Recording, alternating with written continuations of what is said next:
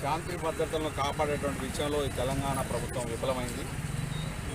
కేంద్ర సహాయ హోంశాఖ మంత్రిగా ఉన్నటువంటి బండి సంజయ్ కుమారుడు ఒక మైనర్ బాలికను అత్యాచారం చేస్తే కనీసం అరెస్టు చేయకోకుండా ఆ బాలికకు సంబంధించినటువంటి పేరెంట్స్ పోలీస్ స్టేషన్ల చుట్టూ తిరుగుతున్నప్పటికీ స్టేషన్ బెయిల్ ఇచ్చి కేవలం 2 సంవత్సరాలు శిక్షలు పడేటువంటి సెక్షన్లు పెట్టి ఇవాళ స్టేషన్ బెయిల్ ఇచ్చి పంపారు.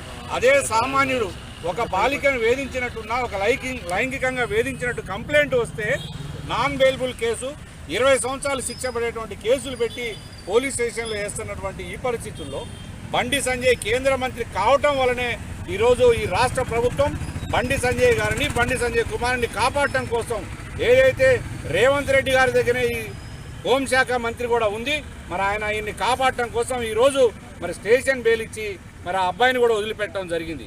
ఇవాళ రాష్ట్ర వ్యాప్తంగా బీఆర్ఎస్ పార్టీ డిమాండ్ చేస్తూ ఉన్నాం. మేము తక్షణమే ఆ అబ్బాయిని అరెస్టు చేయాలి. ఏదైతే కేంద్ర సహాయ హోంశాఖ మంత్రిగా ఉన్నటువంటి బండి సంజయ్ని వెంటనే బర్తరఫ్ చేయాలని. ఎందుకంటే హోంశాఖ తన చేతిలో ఉంటే మరి ఇట్లాంటి అన్యాయాలు జరిగినప్పుడు వాళ్ళ ఇంట్లోనే ఆయన కాపాడుకుంటాడు, ఈ చట్టాన్ని నిర్వీర్యం చేస్తాడు. కాబట్టి తక్షణమే ఆయన్ని పదవి నుంచి తొలగించాలని చెప్పి మేము డిమాండ్ చేస్తూ ఉన్నాం.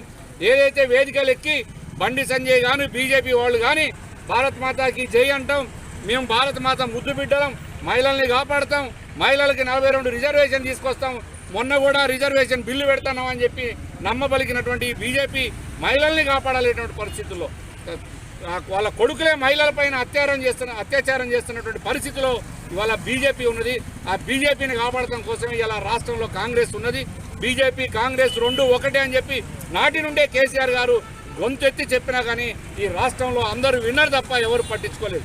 ఇప్పటికైనా మీరు గుర్తుంచుకోండి, కాంగ్రెస్ పార్టీ బీజేపీ 2 రెండే.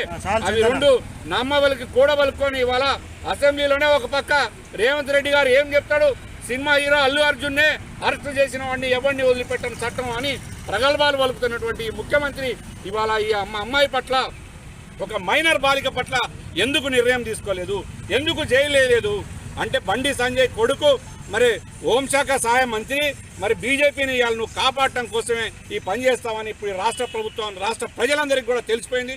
తక్షణమే ఆ అబ్బాయిని అరెస్టు చేయాలి, బండి సంజయ్ని బర్తరఫ్ చేయాలని చెప్పి మేము డిమాండ్ చేస్తా ఉన్నాం.